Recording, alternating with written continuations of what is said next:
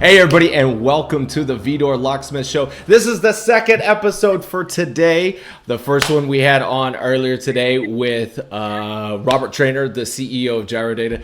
Today, this is a show that I've been looking for quite some time. We've got the amazing author, Keenan, the author of gap-selling, best-selling book. He's absolutely amazing. He's challenging everything that's taking place in the sales industry. I've enjoyed the book immensely. If anybody is out there watching, especially Maria, I know Maria, I actually consulted with them a little bit and they were talking to me about some of the sales stuff, and it was essentially verbatim. I told them, I was like, look, I'm going to do the best I can, but the best idea I can give. Blake Lynn, what is your favorite sales book outside of what you have written? So if it's actually a sales book, I would probably say it's Challenger. That's a good one.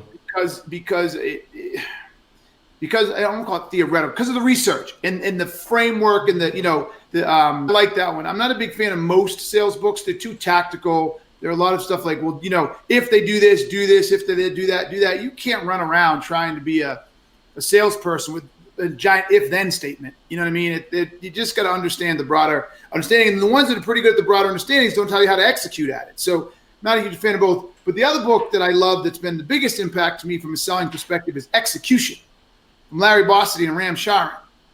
That book helped me understand the how of the world. How do you get things done? How do people do things?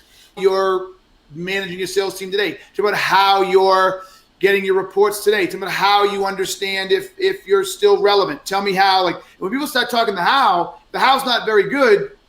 You got something to sell them.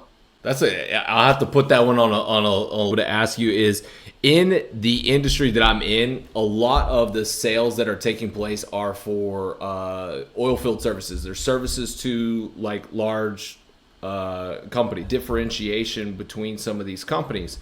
So everybody's vying for a spot on one of these rigs. So let's say there's 100 rigs. All those rigs are being used. That's let's say a specific service is being used on all of those rigs. And so everybody's kind of vying for each other. So what would be your advice for somebody to where, maybe it's not so much that there's a problem.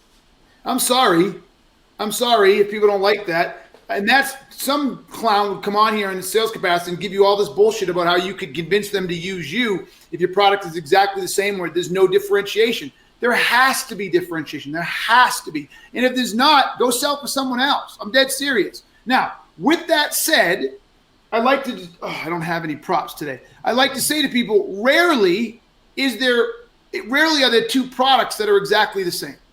Rarely, right? I usually use bottles of water. Like I did this one thing before where I went into a 7-Eleven and I bought a 1 liter bottle of Fiji, and then I bought a gallon of water. It was Colorado something. I would have bought a gallon of Fiji if I could. I wasn't thinking. But anyways, and I put them side by side, and I said, okay, everybody, how much do you think this Fiji one costs? And they said it cost like $3 or $2.55 or something like that. And I said, boom, how much did the gallon cost? Put differently, we're paying more for less water. Why are we doing that? Everybody says it's a commodity. It's water. Well, it's not the water. No, yeah, that's what some people said. I said, fine. The same bottle and the other brand was the same price as the gallon. So, no, you could have bought 1/4. I would say driving down the street trying to sip a gallon of water out of my fucking mouth, right? And I don't want to buy cups and give it to my kid and pour it into each cup for each kid. We're buying convenience, man. Oh, man. Right? So people don't get it. When we run around believing that your thing is a commodity, the only way it's a commodity is if it's exactly the same. Exactly the same.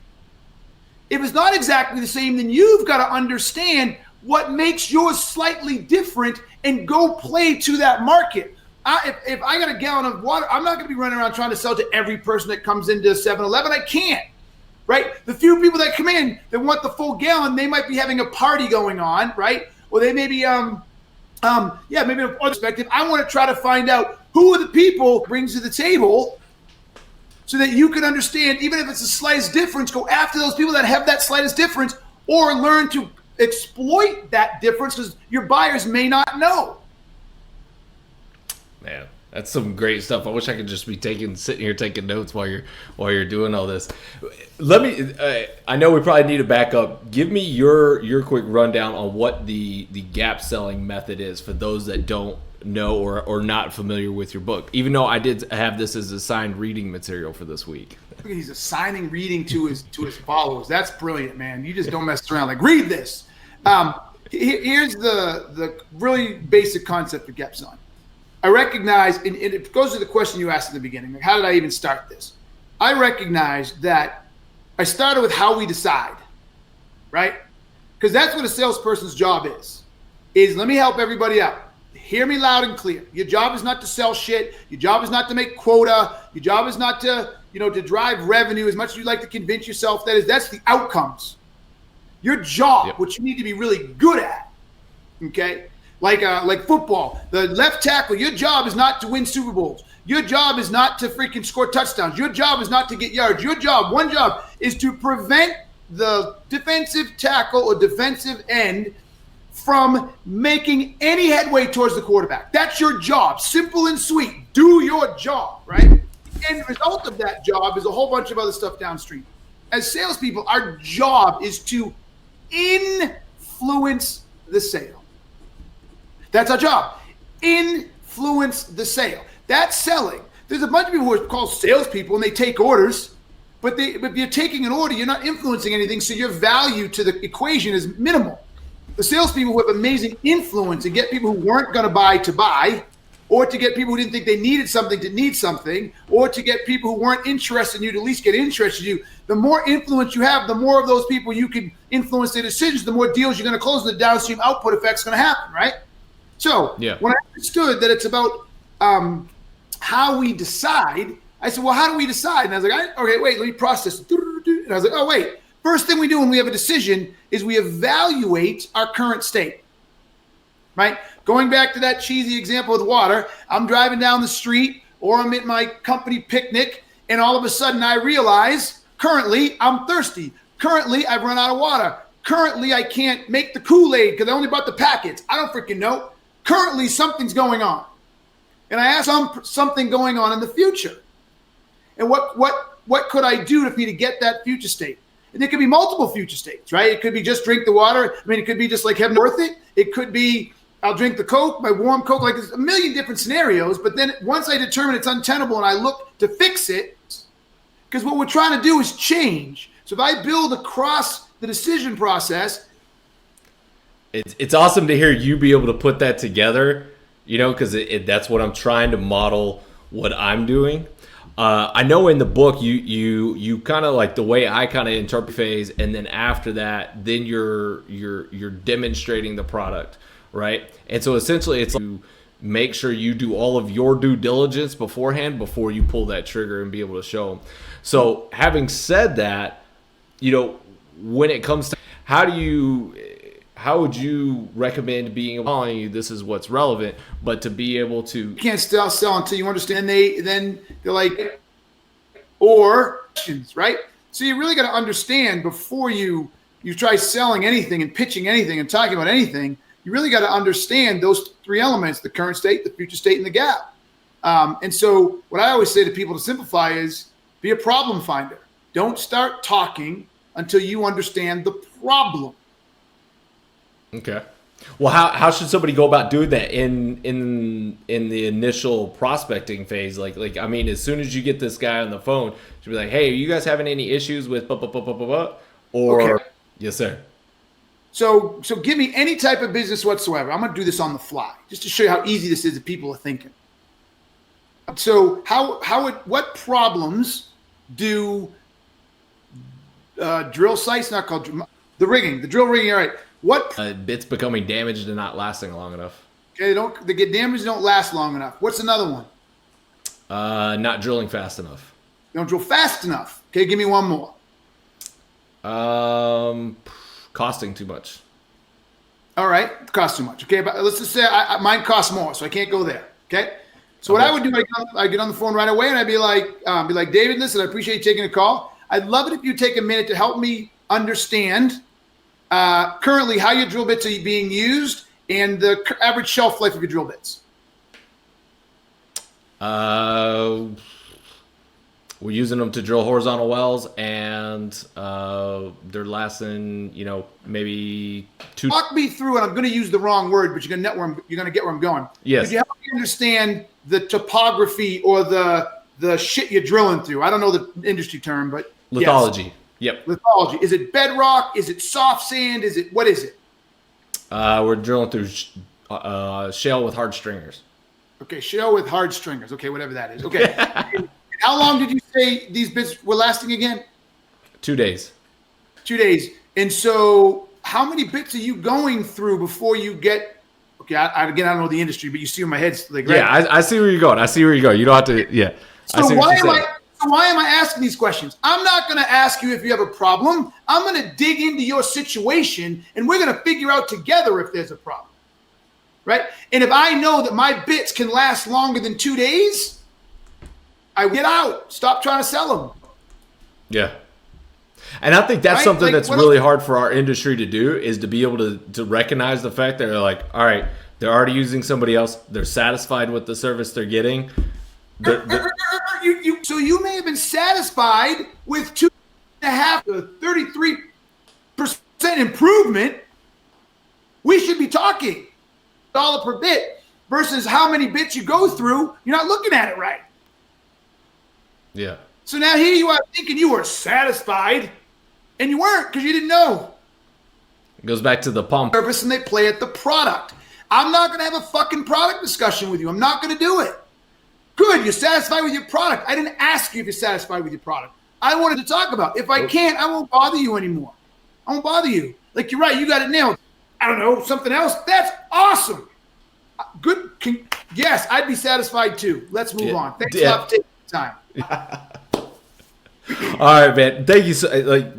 All the information and knowledge that you're sharing with us is absolutely great. Let me see if I can jump in here. So Maria, who's one of the people I told to read your book because it was recommended high, says, how do you use no reference on how the market behaves? So essentially, I'll let you, David. Brian, who runs that. The way that I've said it is about, seeing what is the problem. How often is this problem occurring? Okay. How much does it cost you every time this problem occurs?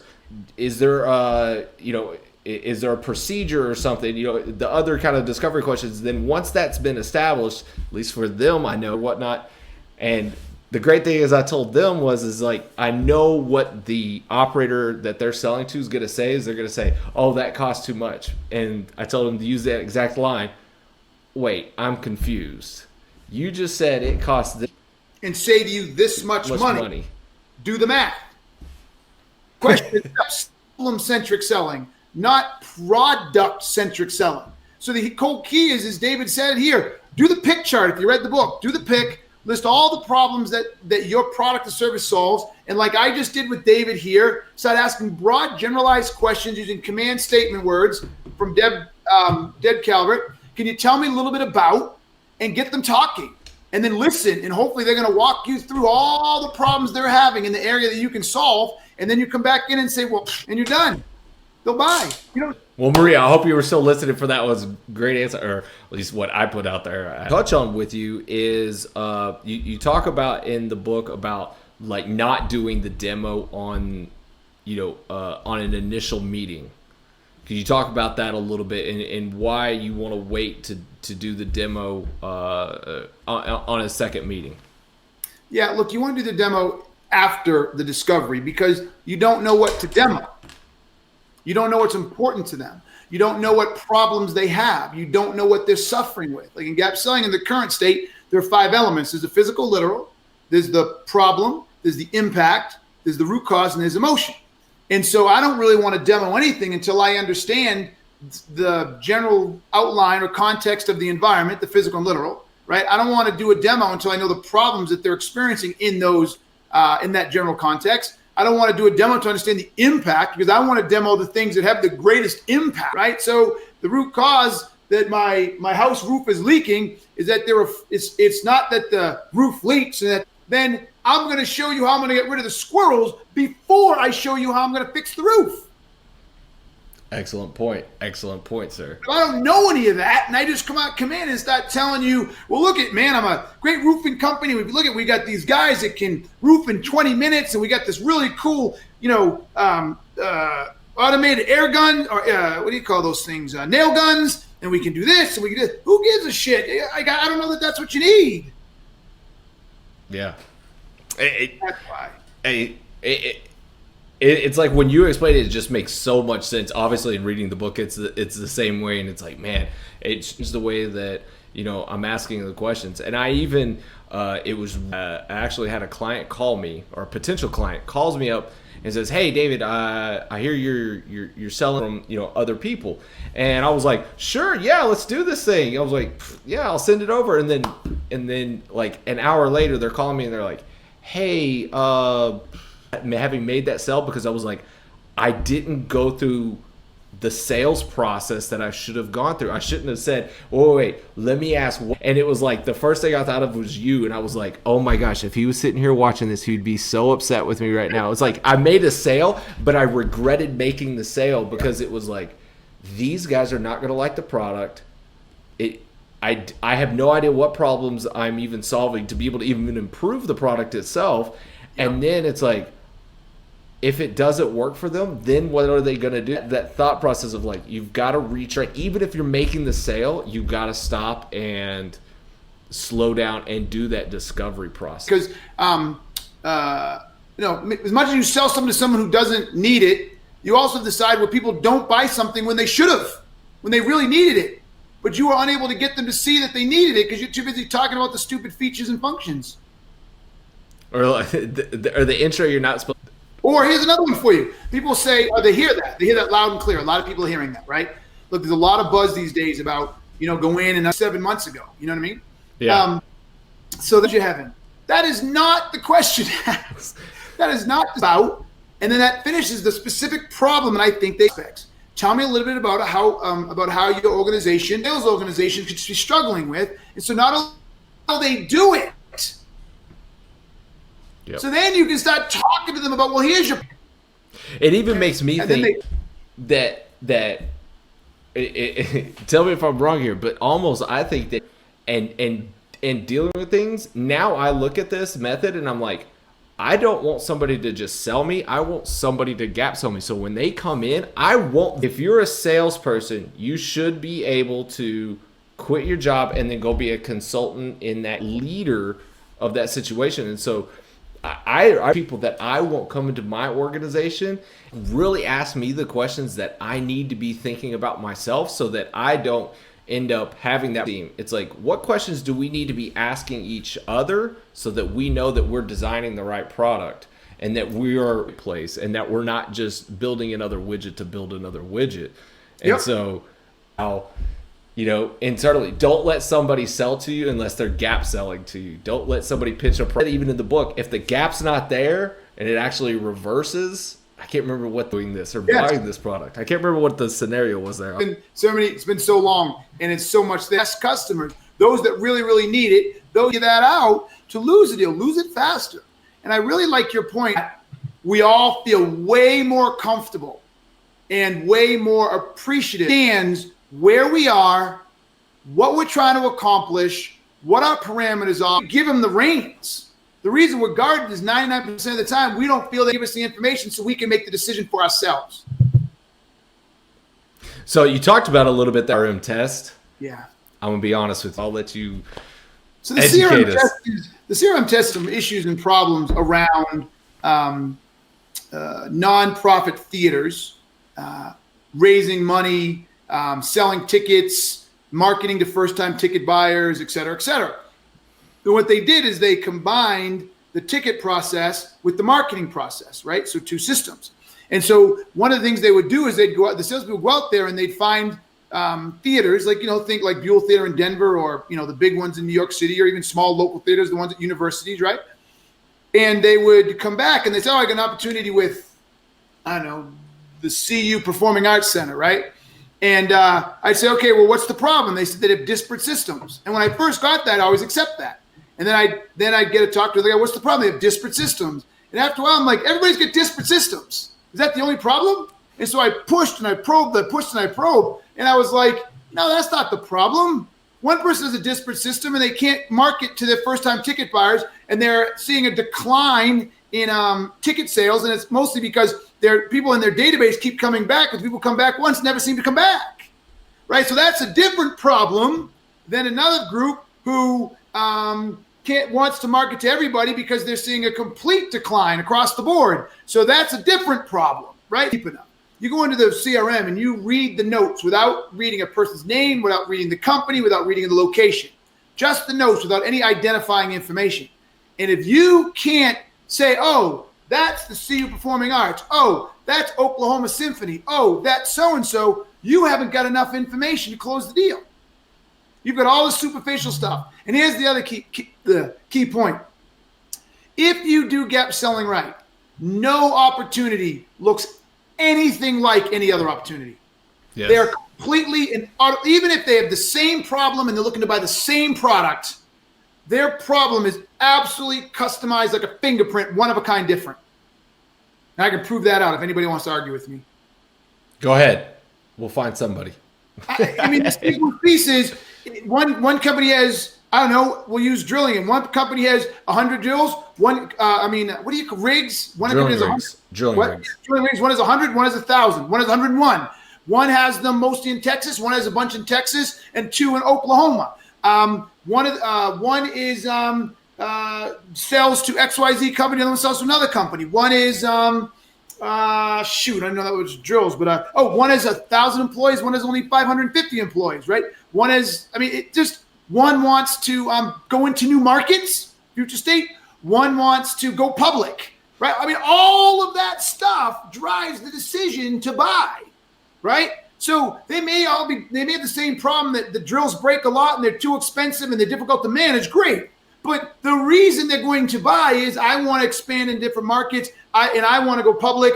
I have drills only in Texas. I have them in Texas and Oklahoma. So the minute I read all that, I should know the difference. They can't be the same. It's impossible. So obviously you're doing consulting and stuff with all these different companies. What would you say to, a lot of the people in our industry are, kind of that old school mentality. They don't like change.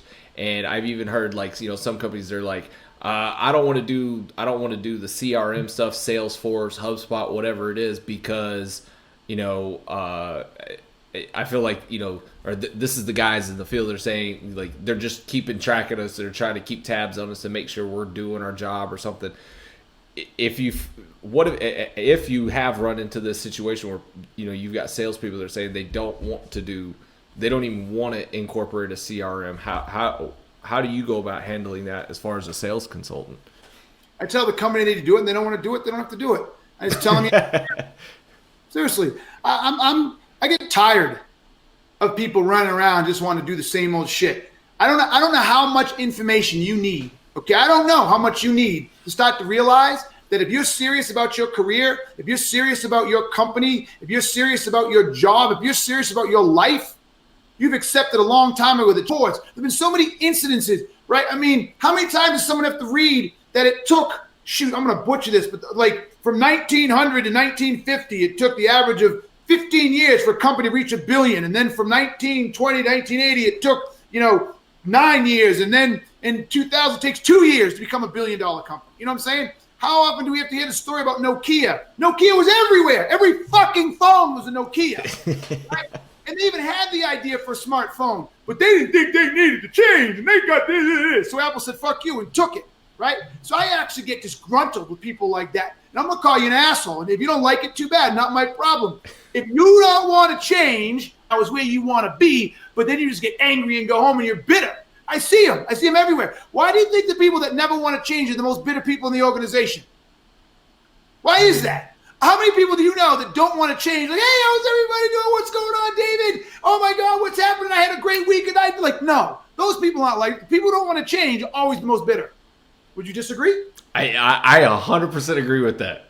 Yeah, the reason they're bitter is because They're entrenched. They've entrenched themselves, and so their whole life is a lie. And that's why they're bitter. Because they don't want to change, they have to explain why the results they're getting in life isn't the result of them.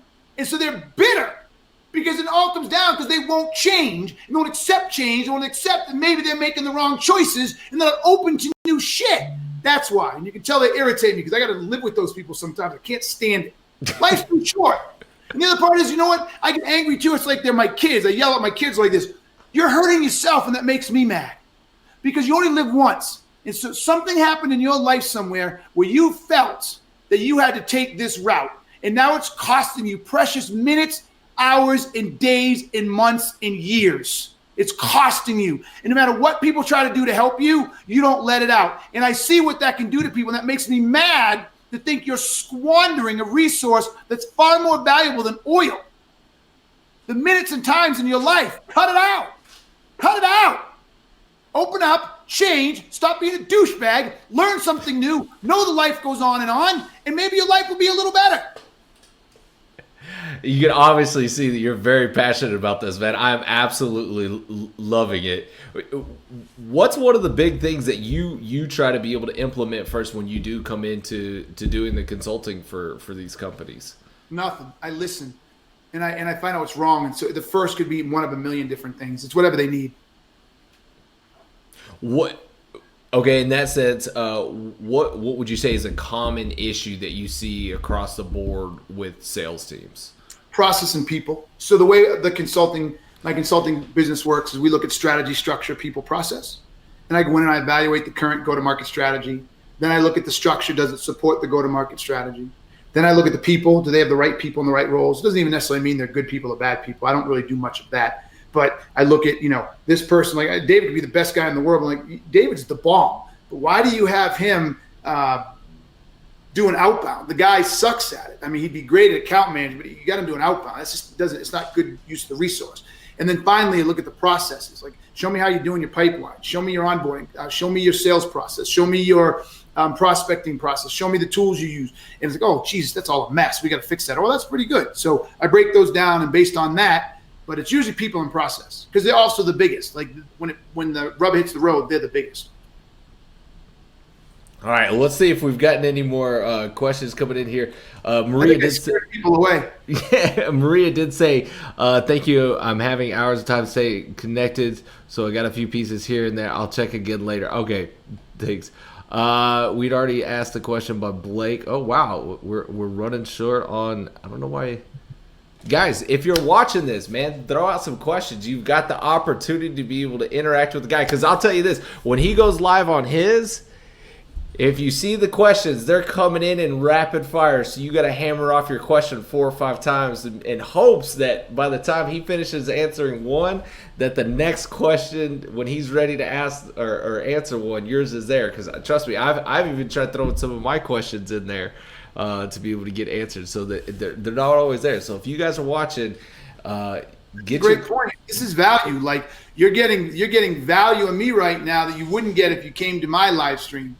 Like you can ask a question. It's the only one in there. We can give it time. You can ask a follow up. Come to my live stream. You might be lucky to get one in. Not because I don't want to answer it. I just can't get through it that fast. I got a question for you. Did you ever get Did you get a new clicker? And did you ever get the Instagram handle? Didn't get the Instagram handle. Still haven't got that. She still maybe has posted like 150 pictures. Like in years, she doesn't even use it. And then did I get a clicker that day? It wasn't my clicker. It was the one that came from inbound. And I think a lady brought one up, but then it didn't have any battery. So maybe it did help. Yeah, I think it helped. Yeah. All right. So what I'm going to recommend is anybody. So what was that? What was the keynote event that was outbound? Is that what it was? Inbound. HubSpot's inbound. Inbound. Anybody that hasn't read the book yet, first read the book, then go watch that video. There is an excellent template as far as setting up a cold email. And this is where I want to go into my next question as far as that initial question. We talked about it a little bit. As far as that initial question is being able to, you can ask a question in a certain way to be able to show your knowledge and expertise in an area. Can you talk a little bit about that? Because what I've told people is like, make it as in depth of a question as like, are you having issues with this specific thing, right? I can't remember the exact format. I need to go back and study a little bit. Don't. But you got it. No, it comes to understanding the world that you sell in, right? It comes down to understanding the challenges, issues, and problems of your buyers and the companies that they represent. And so again, using the drill bit, not that I'm gonna know anything about drill bits, but if you understand, again, what do you call it, the litho layer or something? What do you call lithology? Yeah, if you understand the lithology and you understand the impact of lithology on drill bits, is there an impact of lithology on drill bits? Oh yes, most definitely. Okay. See, look, this is the hard part. I'd be willing to bet you that many drill bit salespeople may not even get there for a little while, and I'm going to start there. And I'm not even in the industry. I'm thinking the whole time I'm talking. What am I selling? What's it used for? What could mess with it, right? So I might start with a question about the different lithologies, and if I know that my drill bit performs well in any one of those, I'm going to ask that pretty quickly, right? I might ask questions about what does a drill bit go into? A coupling, or what does it go into? It screws into a drilling motor. Okay, so is there anything complex or unique about the drilling motor, or different drill bits fitting differently or going in faster or anything like that? Not quite, but you do want to match the bit with the system that you're using it with.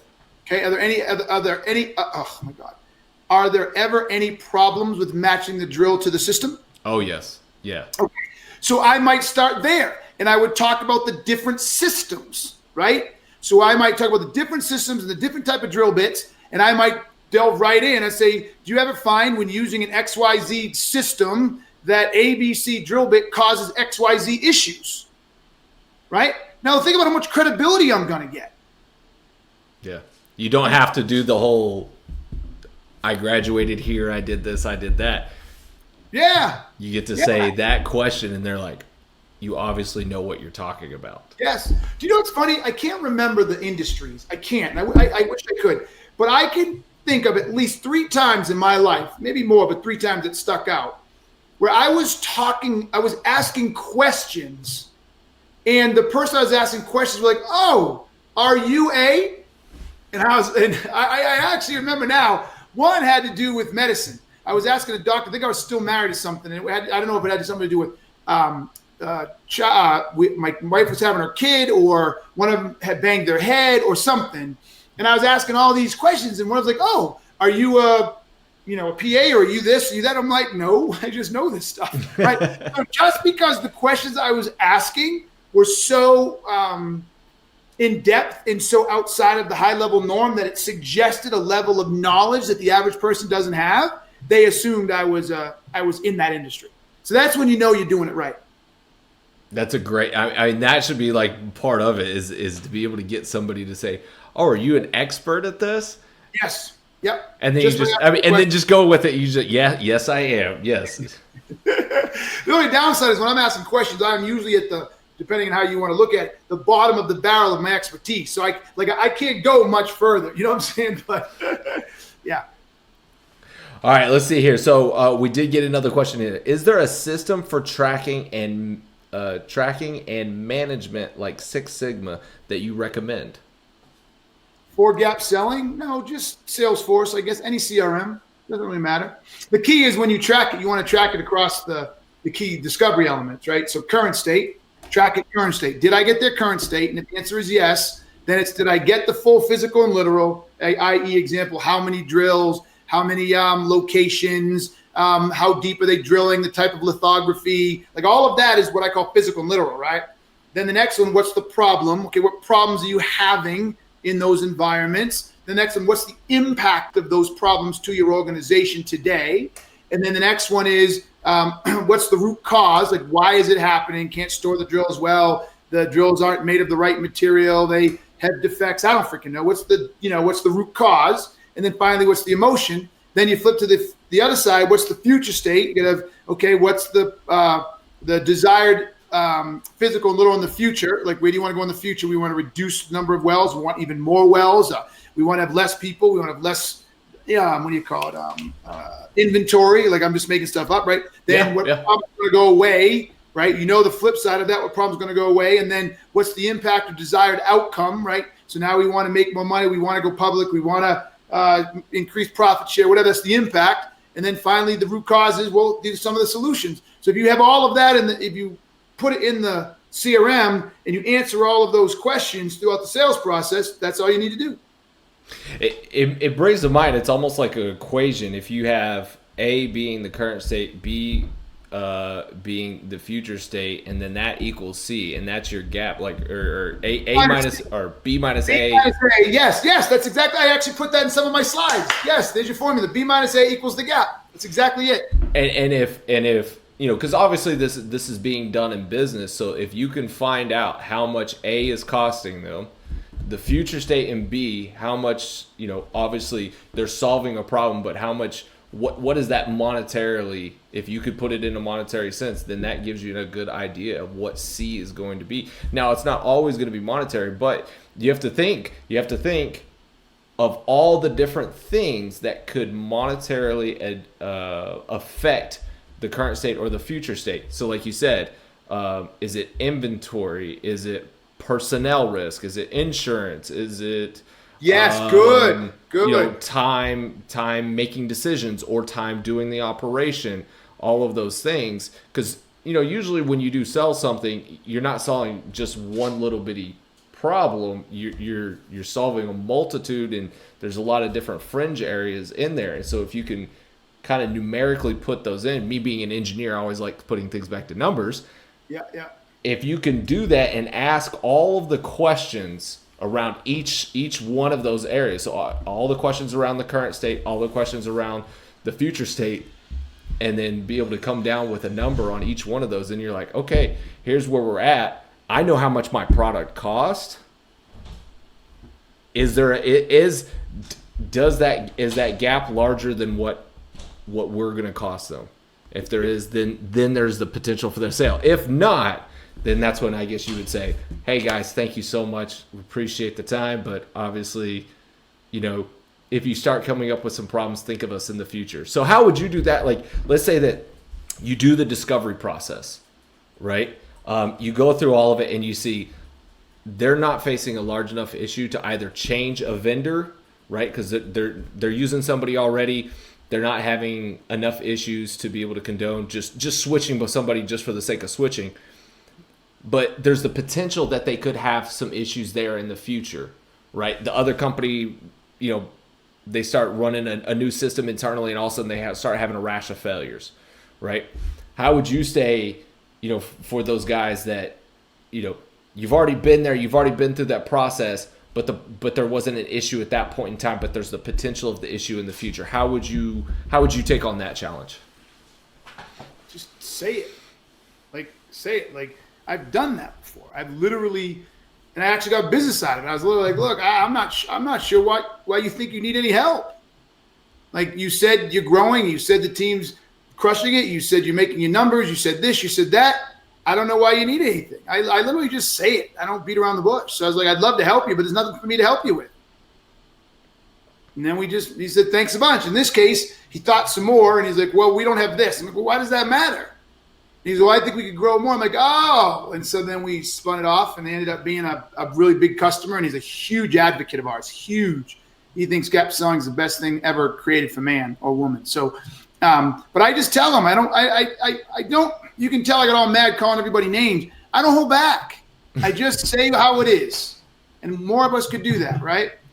So, yeah. And you just do it out of love. You can say anything you want if you say it out of love.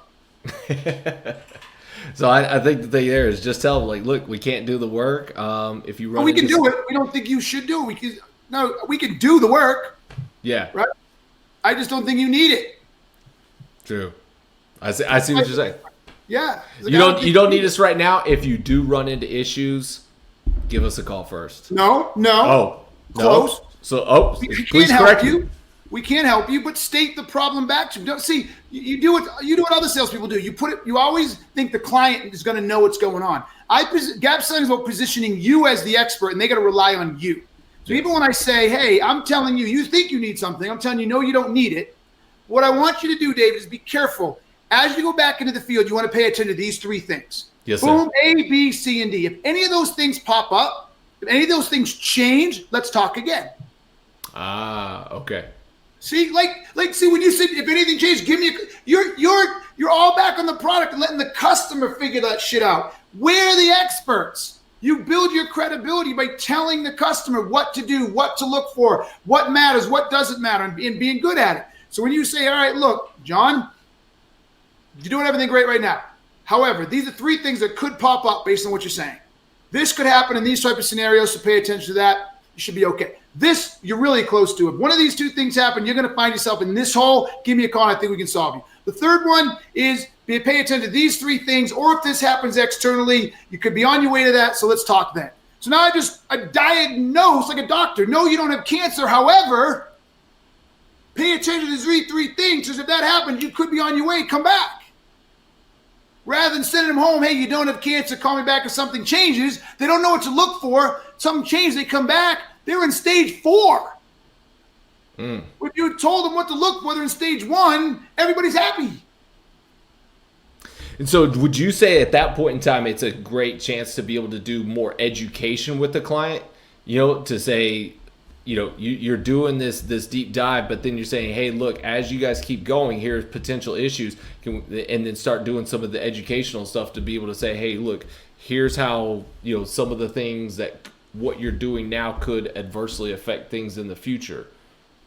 Yeah. I don't do too much though. I could say anything. I told you what to look for. Take it easy, go somewhere else. Now I might do that with follow-up marketing, right? Stuff like that. But if there's nothing to change now, then there's nothing to sell. And so I just tell them what to pay attention to and be careful. Excellent. Well, Keenan, I know we've hit our time. I don't want to take up too much more. I know you probably want to go spend some time with your girls and your family or whatnot. Man, I cannot put into words how much I appreciate you taking the time to do this with me. If at any point in time in the future you want to do it again, please, I'd love to have you on. If you want any help with your live stuff, my mom is the expert there. Mom's dope. Yeah, so she would be more than happy to be able to help you out. I'm looking forward to any more of your live stuff. I'm glad that you got it on there, just because I love seeing everybody else's questions, you interacting with everybody and telling it like it is. It's refreshing to say the least. So thanks so much for coming on. If anybody in the oil and gas business that's doing sales, and I know a lot of you guys are out there, number one, get the book, read the book. Start interacting with him on LinkedIn, the other social media channels that he's on. He's constantly in there putting out content, answering questions and stuff, putting out videos from the car and stuff. It's educational to the absolute maximum. And then for the other companies that I have done some work with, I highly recommend you guys bring this guy in and have him start helping out and go from that commoditized marketplace thought process into selling to the gap, into problem-centric selling. It has helped me. It's allowed me to be the entrepreneur I am today. I can't thank Keenan enough. I really do appreciate it, man. I re-listen to this book at least once a month. And I've still got a long way to go because there's so much ingrained in me that I need to fix. And we brought out some of that today. So I'm going to have to go back, rewatch this, and continue fixing my process. So thank you so much for coming on, man. I really, really, really do appreciate it. I wish you nothing but the best of luck. I look forward to the Gap Business Method book and the Gap, motivational series and Gap lifestyle. You go out there on the road, start telling people, live your lifestyle and get ready for change. So once again, man, thanks so much. Anything else you want to say to everybody out there listening? Because we're gonna replay this a bunch here in the future. No. Thank you for having me on. I appreciate it. To all those people I may have upset, I'm sorry, but I'm not sorry. Come on, One life. Go get it. That's the Conor McGregor. I'd like to apologize to absolutely fucking nobody. Yeah. Look, just go get it. I yelled out of love. Don't waste any more time being stuck in your old ways. All right, guys. Keenan, thank you so much. And for everybody watching, as always, know your industry.